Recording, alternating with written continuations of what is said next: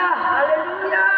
Salam saudara-saudaraku yang terkasih, yang dalam nama Tuhan Yesus, yang berada di rumah masing-masing, untuk kita sama-sama beribadah kepada Tuhan. Saudara yang terkasih, ada apa kabar? Ada sukacita? Kita memuji Tuhan karena Tuhan begitu baik buat kita, saudara yang terkasih. Amin.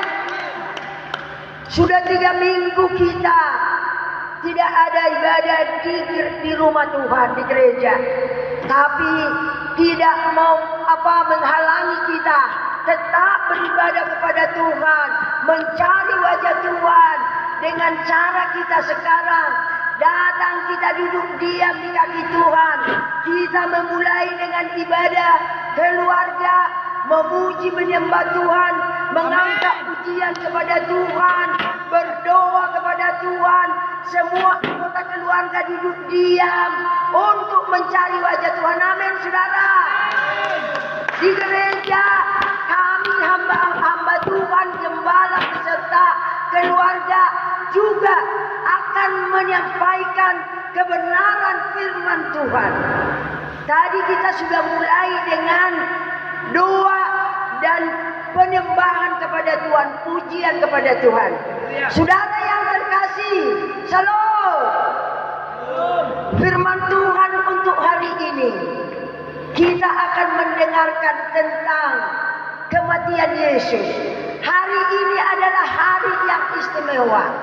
Hari ini seandainya tidak ada situasi kondisi bangsa kita seperti ini, kita ada di gereja, tapi kita harus tetap mengingat bahwa sekarang tanggal 10 April, hari Jumat yang dikatakan Jumat Agung, yang mana kita memperingati hari kematian Yesus 2020 tahun yang lalu. Dia disalibkan dan dia dikuburkan, tapi dia dibangkitkan pada hari yang ketiga. Bahkan dia naik ke surga. Kalau hari ini, saudara yang terkasih, dia bukan mati, hanya kita memperingati. Dia sudah duduk di sebelah kanan Allah Bapa untuk mendoakan kita, menjadi pengantara antara kita dengan Allah Bapa. Amin, saudara. Amin. Jadi sekarang tidak masanya kita untuk menangis, tapi kita bergembira, memuji menyembah Tuhan, mengucap syukur karena dia sudah mati. Sekali dia mengorbankan nyawanya untuk kita, keselamatan kita. Maka sekarang kita adalah anak-anak Allah yang sudah diangkat, yang sudah ditebus, yang sudah dibeli dengan darahnya yang mahal. Amin, saudara. Pada hari ini kita akan mendengarkan kebenaran firman Tuhan. Saudara bisa membaca dari Alkitab saudara atau dari Android, yaitu tentang Yesus, bagaimana Yesus mengalami siksaan, bagaimana Yesus sebelum dia diserahkan, dia ada di Taman Getsemane berdoa untuk meminta kepada Allah Bapa supaya cawan itu dilalukan. Tapi apa yang terjadi, saudara? Yesus tidak memaksakan kehendaknya. Di dalam dia berdoa begitu bergumul, keringatnya sampai darah, titik-titik darah, saudara. Bergumul antara daging dengan roh. Karena Yesus pada waktu itu adalah terdiri dari daging. Dia adalah manusia 100%. Dia juga adalah Allah 100%. Dengan kedagingannya dia merasa sedih. Baca itu tentang doa Tuhan Yesus di Taman Getsemane. Sekarang tidak usah kita baca bersama. Dan juga sesudah itu dia berkata, "Ya Bapa, janganlah kehendakmu yang jadi, tapi kehendakmu lah." Amin, saudara. Amin. Itu adalah sebagai suatu pertanda ketundukan daripada Yesus. kepada perintah Allah Bapa.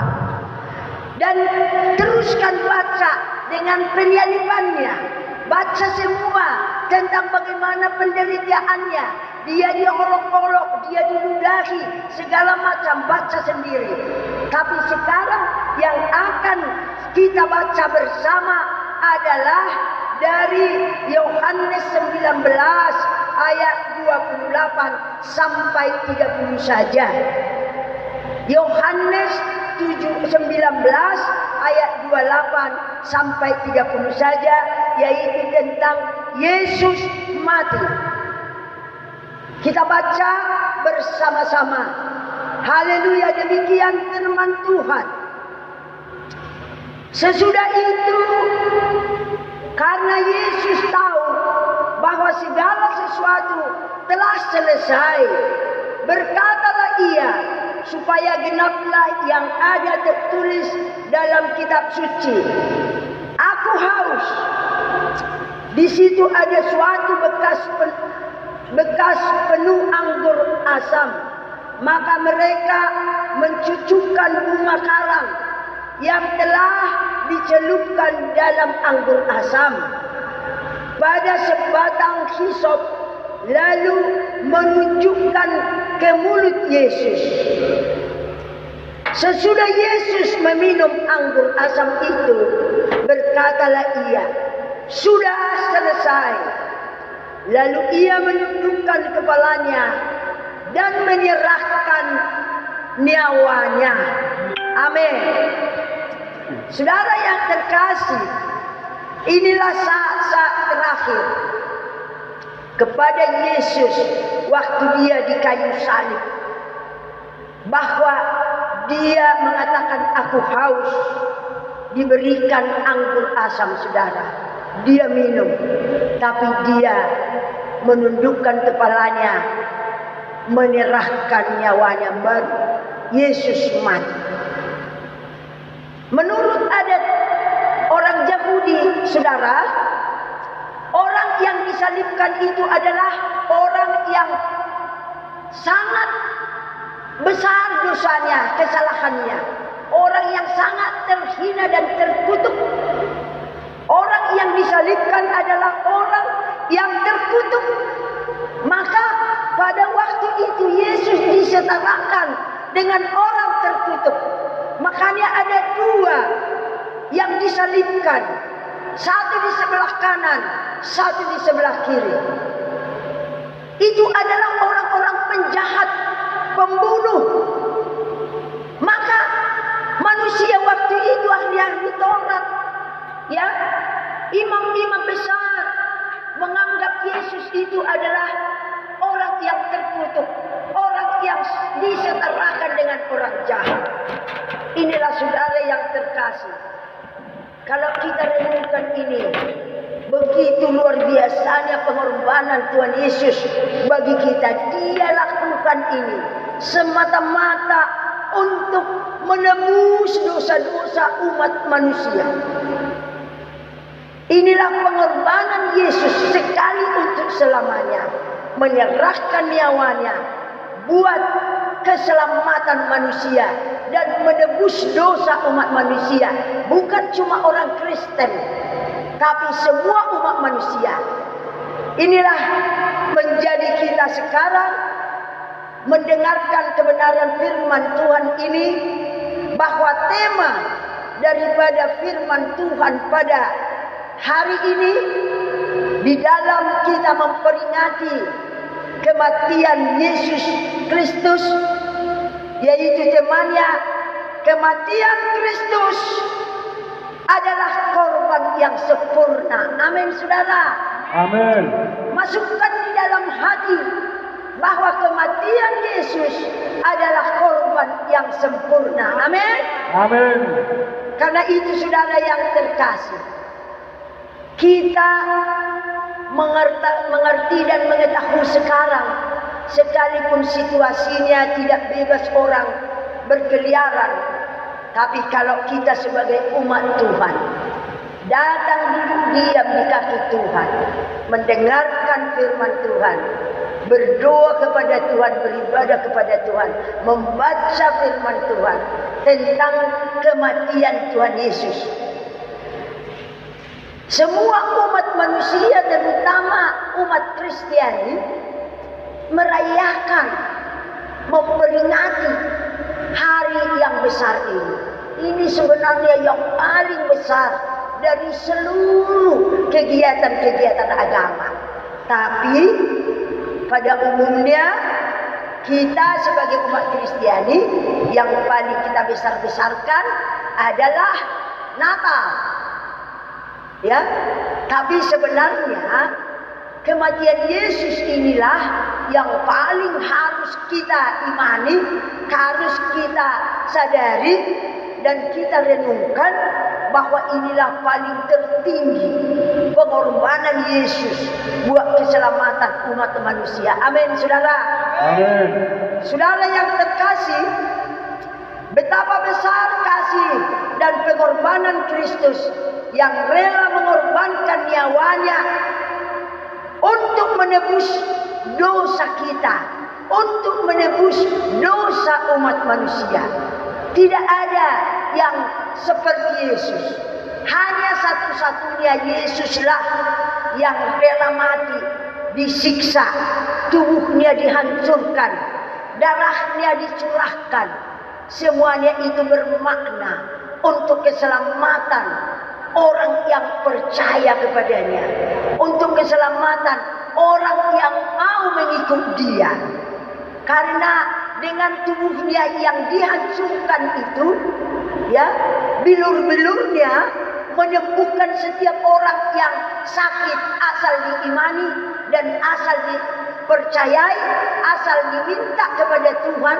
Dengan tubuhnya yang sudah menderita dihancurkan, maka setiap orang sakit kalau meminta kepada Tuhan dengan iman, maka dia disembuhkan. Amin, saudara. Kematian Yesus bukan sia-sia kalau kita benar-benar menghargainya. Tapi saudara yang terkasih, tidak sedikit orang pandang enteng dan tidak mengerti akan hal ini. Bahkan banyak orang menganggap remeh tentang kematian Yesus. Bahkan juga banyak orang yang mengolok-olok. Banyak orang yang membuat ini menjadi suatu tertawaan. Tapi saudara, buat kita, biarlah ini kita imani. Kematian Yesus ini adalah untuk keselamatan kita. Amin, saudara. Kematian Yesus adalah untuk keselamatan kita. Di dalam Markus 15 ayat 34 menulis, Yesus berseru dengan suara nyaring. Waktu dia di kayu salib, dia bersuara keras karena begitu sakit. Bagaimana disalibkan, ya, paling sakit katanya perasaan kalau disalibkan, digantung, saudara. Maka dia berseru dengan nyaring, dengan suara nyaring yang mengatakan, Eli, Eli, lama sabachthani. Artinya, Bapakku, mengapa engkau tinggalkan aku? Di situ dia menjerit sebagai anak. Di situ dia menjerit sebagai daging manusia yang sangat menderita, mengalami kesakitan yang luar biasa, sehingga dia berteriak dengan suara nyaring, Bapakku, mengapa engkau tinggalkan aku? Maka orang di sekitarnya, karena banyak orang tentara Romawi menjaga dia, ada yang mengatakan, wah, dia memanggil Elia. Ayolah, kita lihat saja apakah Elia datang menolong dia. Diremehkan, dia diolok-olok, saudara. Segala apa dibuat untuk menghakimi dan menyakiti hati Yesus. Saudara yang terkasih, Dia mengatakan menjerit kepada Allah Bapa yang mengatakan, mengapa engkau Bapakku meninggalkan aku? Ini adalah menyiratkan sesuatu pergumulan batin dan penderitaan badani yang sangat berat yang harus ditanggungnya. Inilah cerita yang paling dahsyat sampai dia berteriak dengan nyaring, saudara, karena begitu menyakitkan, begitu pahit penderitaannya. Saudara-saudara yang terkasih, sekalipun harus mengalami aniaya, siksaan yang hebat, tapi Kristus tidak pernah melawan. Dia tidak bersungguh-sungguh, saudara, tidak mengadakan perbantahan, tapi dia dikatakan di dalam firman itu, di dalam Yohanes 3 ayat 11 dikatakan, kematian Kristus di Kalvari adalah bukti ketaatannya kepada kehendak Bapa. Jadi kematiannya semua bukti daripada ketaatan Tuhan Yesus kepada Allah Bapa, rencana Bapa. Dia sekalipun dia meminta supaya cawan itu dilakukan, tapi dia juga taat. Dia mengatakan, kehendakmu lah ya Bapa yang jadi, jangan kehendakku. Jadi karena itu, saudara yang terkasih, dia menjadi korban penebusan dosa. Dia korban penebusan dosa umat manusia. Semua dosa umat manusia ditaruhkan di pundaknya untuk ditanggungnya. Begitu berat.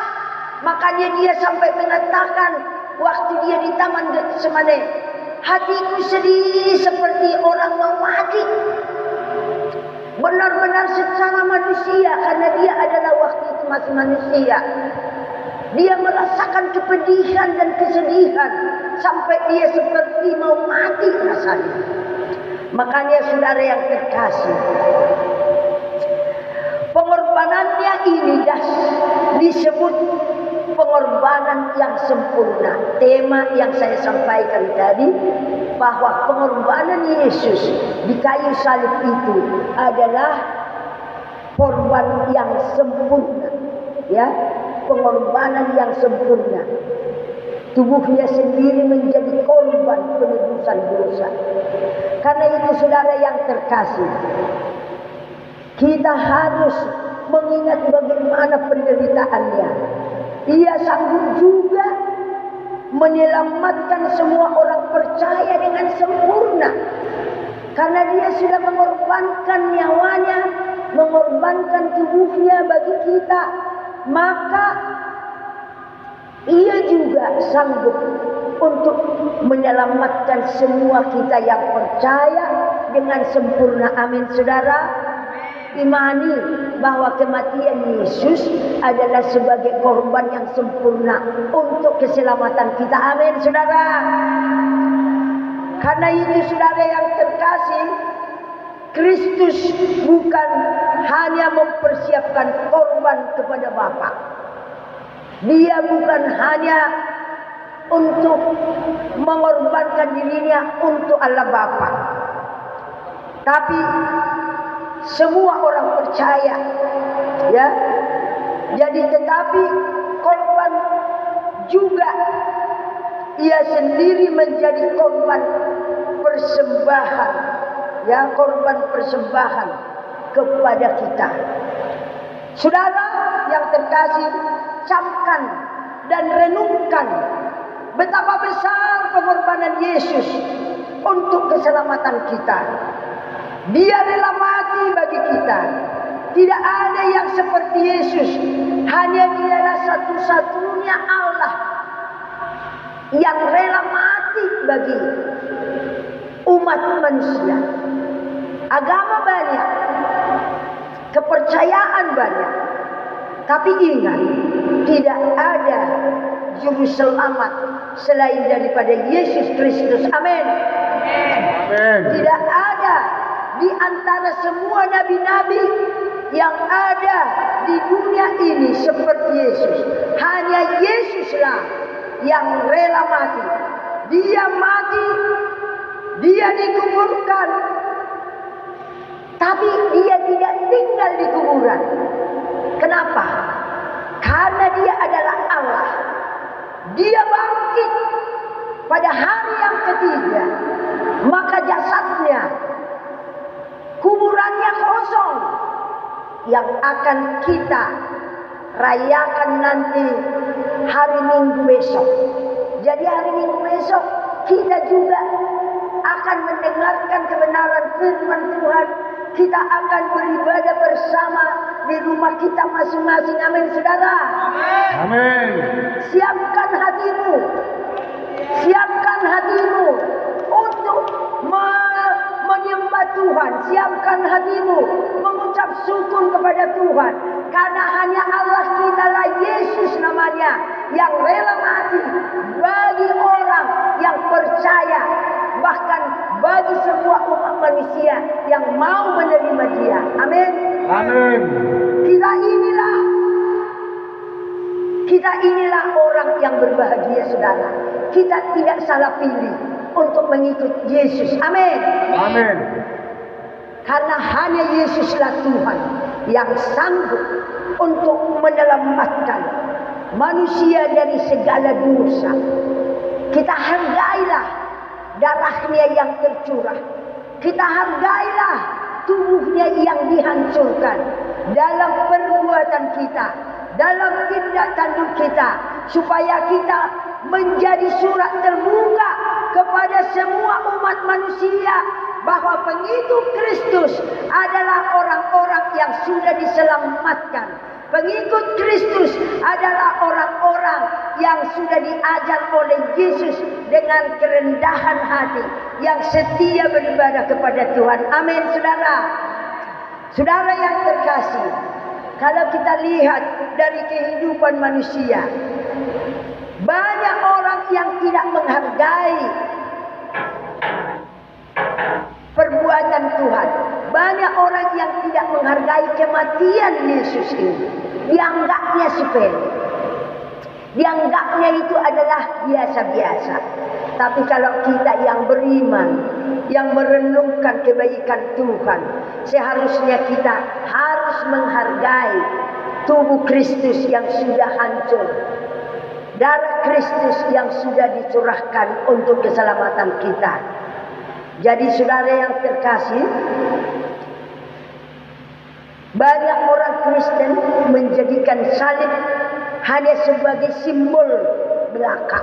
Ada yang menggantungkan di leher jadi kalung. Tidak salah, ya, tidak salah. Tapi jangan sekedar hanya menggantungkan salib, ya, sebagai simbol. Tapi kita harus membuat salib itu menjadi iman kita. Karena salib Yesuslah kita menjadi selamat. Amin. Amin. Saudara yang terkasih, saya mau sampaikan dan ingatkan kepada saudara, jangan pernah sia-siakan pengorbanan Yesus Kristus di kayu salib yang telah mati terhadap dosa. Ingat, terhadap dosa yang kita buat. Jadi jangan sia-siakan saudara, tapi hargailah. Cara menghargainya bukan dengan kata-kata, tapi dengan perbuatan, dengan sikap, dengan cara yang benar-benar datang di kaki Yesus, mengucap syukur, berterima kasih atas kerelaan Yesus mati di kayu salib untuk keselamatan kita. Karena itu saudara yang terkasih, pengorbanan Kristus adalah sekali untuk selamanya. Amin. Amin. Hanya sekali untuk selamanya. Amin. Percayakan, percaya dan setialah sampai akhirnya bahwa kita. Amin, saudara. Amin. Karena itu, biarlah saudara di rumah menyembah Tuhan, mengingat bagaimana pengorbanan Tuhan dengan hati yang khusyuk datang menyembah Tuhan, memuji menyembah Tuhan. Inilah firman Tuhan pada hari ini, saudara. Biarlah firman ini benar-benar firman yang menguatkan, firman yang memberikan kekuatan kepada setiap jemaat Tuhan yang mendengarkan firman ini hari ini. Tetaplah kita kuat, sekalipun kita di rumah masing-masing, tetap kita bersekutu dengan Yesus. Karena itu adalah pribadi kita datang kepada Tuhan, mengucapkan syukur, memuji menyembah Dia. Amin, saudara. Amin. Inilah firman Tuhan yang saya sampaikan kepada saudara. Karena itu, selamat beribadah, selamat kita memuji menyembah Tuhan, selamat kita memperingati hari kematian Yesus Kristus di kayu salib. Shalom. Shalom. Shalom. Haleluya. Mari kita berdoa. Haleluya. Terima kasih Allah Bapa yang baik, yang kami panggil dalam nama Tuhan Yesus Kristus.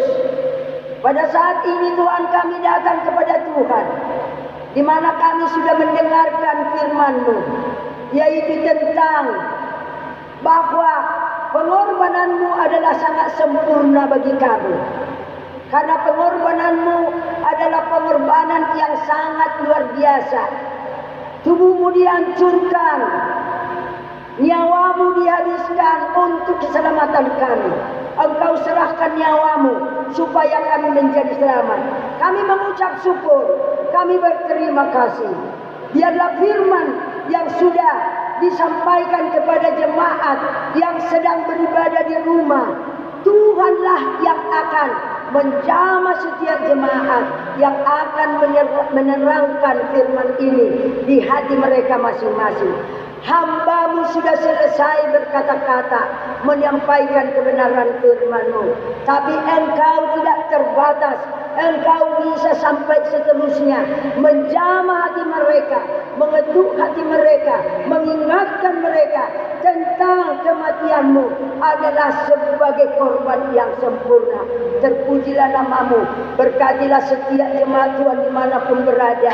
Dijauhkanlah kami semuanya dari segala hal-hal yang tidak kami inginkan, dari segala sakit penyakit, karena tubuh-Mu sudah dihancurkan. Untuk kesehatan dari semua kami yang percaya kepada-Mu. Karena itu Tuhan, saya serahkan semua jemaat-jemaat Tuhan dimanapun mereka berada. Lindungilah mereka, terutama di saat-saat negara kami, bangsa kami yang dilanda oleh virus corona.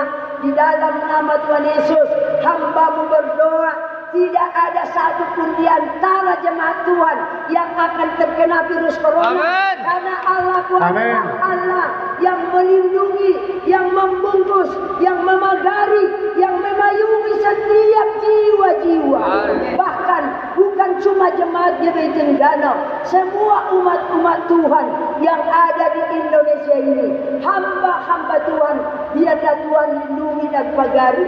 Bahkan bangsa kami, masyarakat Indonesia kasihani pemerintah kami, mulai dari presiden sampai jajarannya.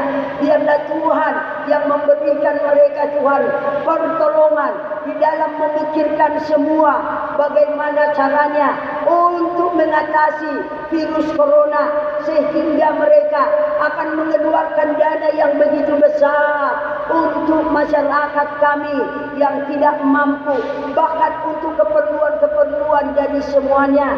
Oh Bapa yang baik, kami serahkanlah semuanya.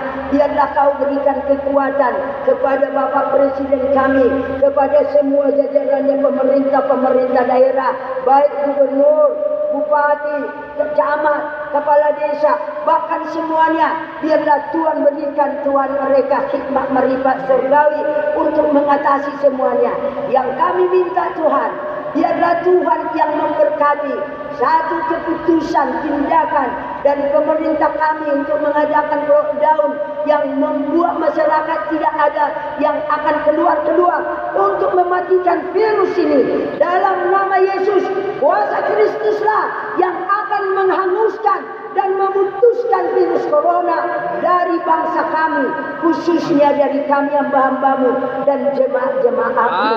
Terpujilah namamu Tuhan. Di dalam nama Tuhan Yesus, kami serahkanlah semua jemaat-jemaat Tuhan. Sampai kami nanti bertemu hari Minggu, di dalam kami memperingati hari kebangkitan-Mu. Terpujilah namamu Tuhan.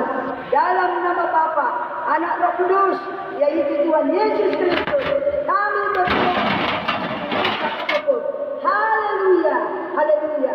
Saudaraku yang terkasih, arahkan hatimu, angkat tanganmu, terimalah berkat Tuhan. Kasih karunia daripada Bapa kita di surga, kasih setia dari Tuhan kita Yesus Kristus, dan persekutuan Roh Kudus menyertai saudara dimanapun berada, mulai sekarang sampai Maranatha Tuhan kembali. Haleluya. Yang percaya katakan